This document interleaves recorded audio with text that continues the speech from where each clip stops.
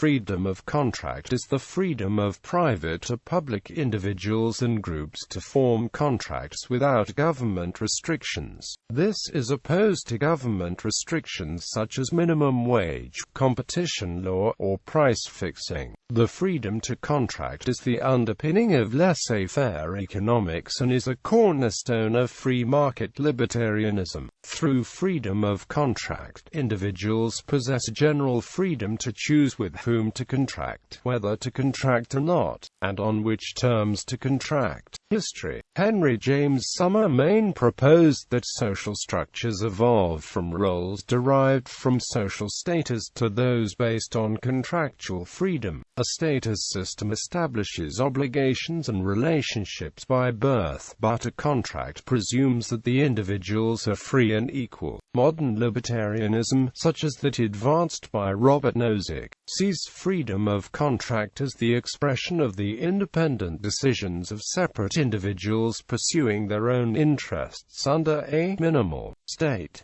United States. Lochner v. New York. In 1902, a New York baker named Joseph Lochner was fined for violating a state law limiting the number of hours his employees could work. He sued the state on the grounds that he was denied his right to due process. Lochner claimed that he had the right to freely contract with his employees and that the state had unfairly interfered with its right to proper monopoly interests. In 1905, the Supreme Court used the Due Process Clause in the 14th Amendment to declare unconstitutional the New York State statute imposing a limit on hours of work. Rufus Wheeler Peckham wrote for the majority, "Under that provision no state shall deprive any person of life, liberty, or property without due process of law. The right to purchase or to sell labor is part of the liberty protected by this amendment."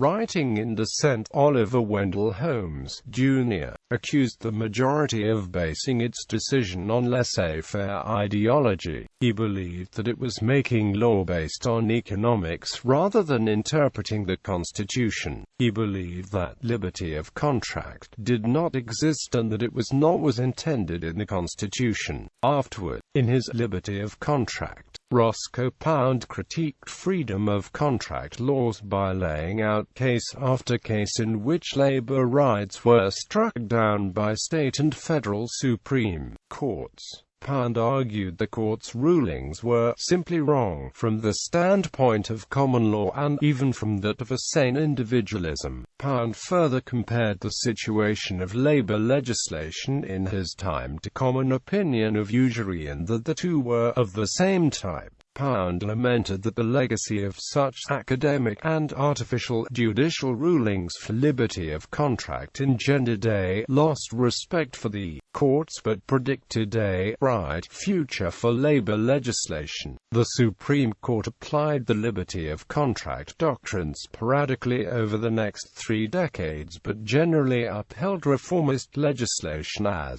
being within the states' police power. In 1937 the court reversed its view in the case West Coast Hotel Co. v.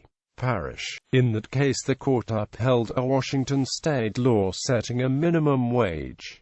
United Kingdom. In the late 19th century, the English judiciary espoused freedom of contract as a generally applicable feature of public policy, best expressed in printing and numerical registering Co. v. Sampson by Sir George Jesselmister. In the later 20th century, the view of the common law had changed completely. In George Mitchell Limited v. Finney Lockseeds Limited, Lord Denning-Mister compared freedom of contract with oppression of the weak, as he outlined the development the law had undergone.